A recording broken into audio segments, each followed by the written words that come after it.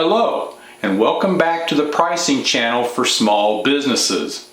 Today we are starting a three-part video series on the topic of markdown pricing strategies. This is a powerful pricing strategy that uses a sequential series of price markdowns to maximize the profitability of a wide variety of retail goods and services, ranging from fashion apparel all the way to high-tech goods. In this first video, we will talk about the key points of the strategy and illustrate the way that it works using a simple fashion apparel example. And so let's go ahead and jump into this presentation to learn more about how markdown pricing strategies work. And so in this first video, we'll talk about the basic properties of markdown pricing strategies.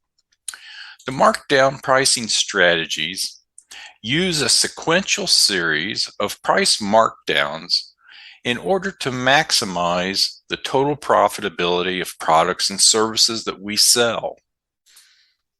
And this strategy is used in a wide variety of retail product and service industries. Certainly fashion, automobiles, durable products such as appliances. These are typical industries and markets that use these markdown pricing strategies.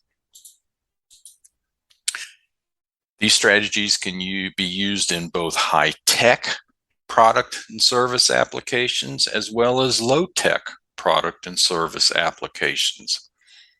And the way the strategy works is it recognizes differences in customer behavior and uses different prices to match product and service value to customer willingness to pay. One way to represent these differences in customer behavior is by grouping them into typical customer segments.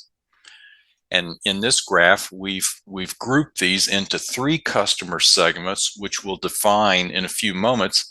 And we've plotted the position of these customer segments against the willingness to pay of each typical customer segment, as well as plotting them against the relative sizes of the customer segments. So the first segment we have identified here is the early adopters segment. And this is a segment populated by people who have an affinity to try new things. And they want to be among the first to try and experience new things. And since they have this high affinity for these experiences, they also have a high willingness to pay. In many cases, price is really no object for them. They want to have that experience and they want to have it as early as possible. And so on the spectrum of willingness to pay, the early adopters appear at the top of that spectrum. The next segment is the value-driven customer segment. And this is populated by people who have the characteristics of seeking proven value in products and services and experiences that they're interested in. And so these are the people who are willing to sit and wait to see 100 Amazon reviews or 100 Google reviews about something that they're interested in before they're willing to actually buy. But since they are seeking value and since they do zero in on things that they have an interest in, once they're assured that that value is where they think it should be, they're willing to buy. And for this reason, they tend to have both a medium to high willingness to pay once they're convinced that the value is there. The third segment is the price-driven segment. And this is the segment that is populated by people who are dedicated bargain hunters, first and foremost. And so they're very patient. And once they see something they're interested in, they're willing to wait until the price point of that item reaches their particular willingness to pay. And since they are the bargain hunters, they always represent the segment of customers who have the lowest willingness to pay. Now, an interesting thing about consumers is that they can switch which segment they reside in depending on what it is they're interested in buying. So, for example, a single specific consumer might be an early adopter when it comes to electronic gadgets like smartphones. They may be the person who's got to be the first one to have the newest iPhone that comes out, and they're willing to stand in line to get it. On the other hand, when it comes to personal transportation, they might be in the price-driven segment. To them, an automobile is just something that's used to get from point A to point B reliably and comfortably. And beyond that, they really don't care about it to any great extent. And so in that transportation market, they're dedicated price-driven customers, willing to wait for the best bargain they can get. Another thing to note from this type of segmentation scheme is the different customers in the different segments have a different level of timing in terms of when they're willing to buy. Now, the early adopters, they want to be the first ones to have the experience of the new product or service. And so they're typically very quick to buy. The value driven, because they're going to sit around and wait and be assured that the value is there, typically have a significantly longer time span before they purchase versus the early adopters. And then, of course, the price-driven customers, these are the ones who are going to wait the longest to get the very best bargain. And so their time to purchase is typically longest of all the three segments. Although markdown pricing strategies are used by a wide variety of retail goods and services, not every good or service is appropriate for a markdown pricing strategy. And so there are some key characteristics which determine whether a particular product or service is a good candidate for a markdown pricing strategy. One of these characteristics is that the product supply or the service supply is constrained. There are only so many units produced per year or per season. For example, in the automobile industry, there's limited production of automobiles, of specific automobile models. Also, in some food markets, there's a limited amount of that food available in a particular season.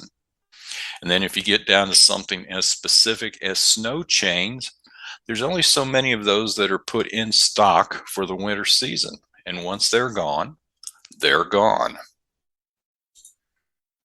Also, this type of markdown pricing strategy works best for products that are economically perishable, like fashions. New fashions are typically introduced at the beginning of a year. By the end of the year, they're old news, their value has virtually disappeared.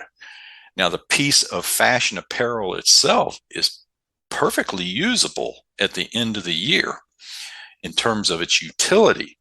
But from an economic standpoint, it is very, very perishable. It loses value quite quickly. And of course, we know that with vehicles like cars, trucks, whatever, as soon as you drive it off the lot, it's a used vehicle and its economic value is much reduced.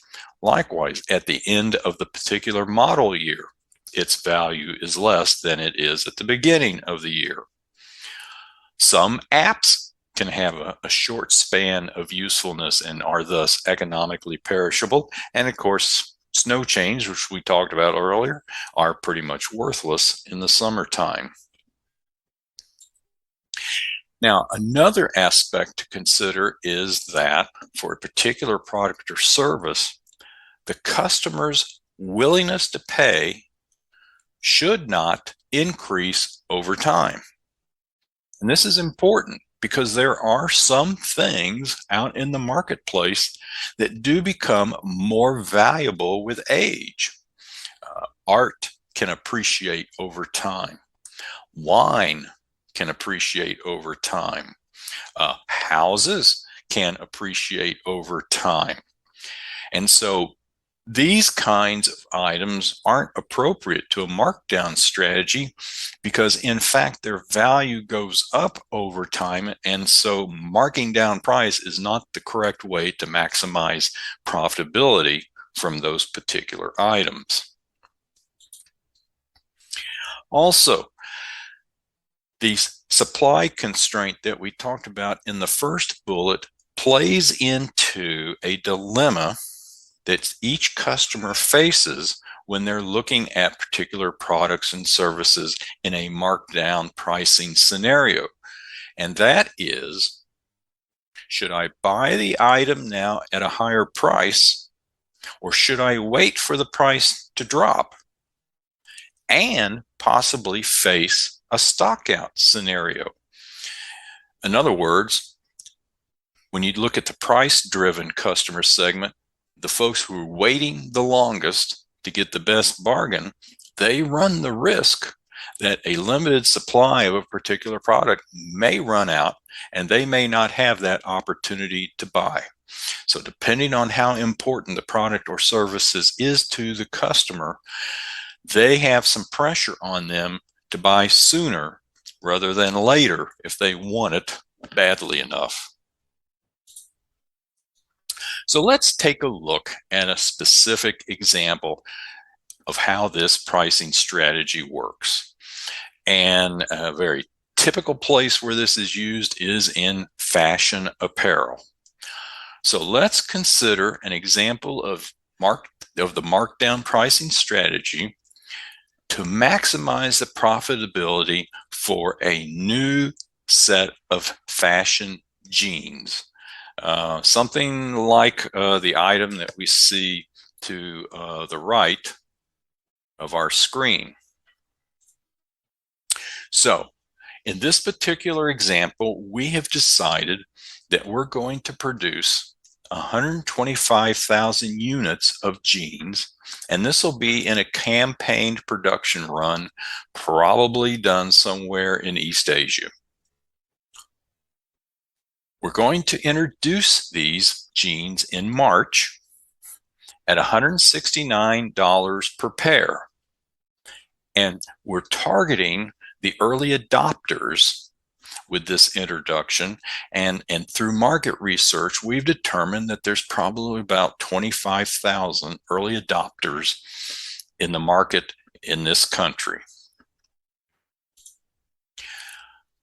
In the early summer, maybe somewhere around the 4th of July, Independence Day in the US, we're going to mark down those jeans to $99 per pair in order to target the value-driven segment of customers. And our market research has told us there's probably about 65,000 of those folks out in the marketplace. And then finally, we're going to mark these jeans down to $49 per pair after Labor Day holiday in early September in order to target the price-driven segment of customers. And our market research has led us to believe there's probably about 35,000 of those out in the marketplace. Now, some other information we need to have is that the production cost, the variable production cost for these jeans was $21 a pair delivered to the port of Los Angeles. So let's take a look at the profitability that we can generate from these jeans, depending on what kind of a pricing strategy we might use. Now, one pricing strategy that could be used is that we would introduce the jeans into the marketplace in March, like we said, but we'll just hold the price constant at $169. Okay. Presumably, that would target the early adopters, 25,000 of those, and we would generate $3,700,000 in gross profit. That's $169 price minus the $21 production cost times 25,000 consumers. That would generate $3.7 million in gross profit. Now, that would also leave us with 100,000 jeans unsold at $21 per unit. So we'd have to subtract $2.1 million for the cost of those unsold jeans. And so our net gross profit in this pricing scenario would be $1.6 million. Now, a second pricing strategy we could use would be to introduce the jeans in March at a constant price of $99.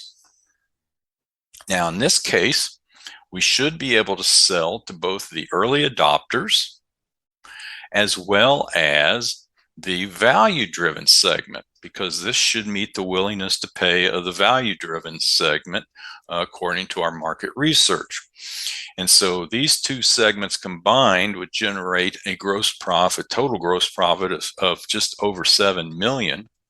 That would leave us with 35,000 pairs of jeans unsold.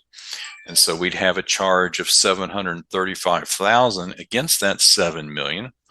But with this pricing strategy, we would generate about $6.3 million of gross profit. Better than the case of introducing the jeans at 169 and holding that price constant. The third strategy we could use is the markdown strategy that we've been talking about. In this case, we would introduce the jeans in March at $169 per pair for the early adopters. In early summer, we would drop those jeans price down to $99 a pair to target the value-driven segment. And then after Labor Day, we would mark them down to $49 a pair in order to target the price-driven segment. In this scenario, we would generate almost $9.8 million in gross profit. All of our jeans would be sold, so there's nothing left to dispose of. And so the total gross profit in this pricing strategy for these jeans is, again, almost $9.8 million. Clearly, the pricing strategy that yields the greatest amount of profitability. Now, one of the things we need to note is that, of course, each time we mark down the price, that reduces the profit per unit of product, or the profit for each pair of jeans. However, this is balanced by the fact that the sequential markdown strategy allows us to harvest the sales from each segment at the maximum profitability that's available in each segment. And so the end result is, using the markdown strategy, we maximize the profits of our sales over all three segments. As you can see, the key concept that makes this strategy work is the fact that not all customers are created alike. In other words, it is customer behavior segmentation that makes this strategy work. Now, we've talked about market segmentation in the past, but in this case, we're segmenting customers by their purchasing behavior and how that purchasing behavior relates to their willingness to pay for whatever it is we're selling. By carefully matching our sequential price points to customer willingness to pay, we can maximize the profitability of what we're selling. Now, there is one very important thing we sort of glossed over in this video, and that is, how do we know when to go from one price point to the next price point? Well, that little secret will be the subject of our next video. So please, don't forget to hit that subscribe button down there so that you don't miss a single video. And as always, we look forward to seeing you again.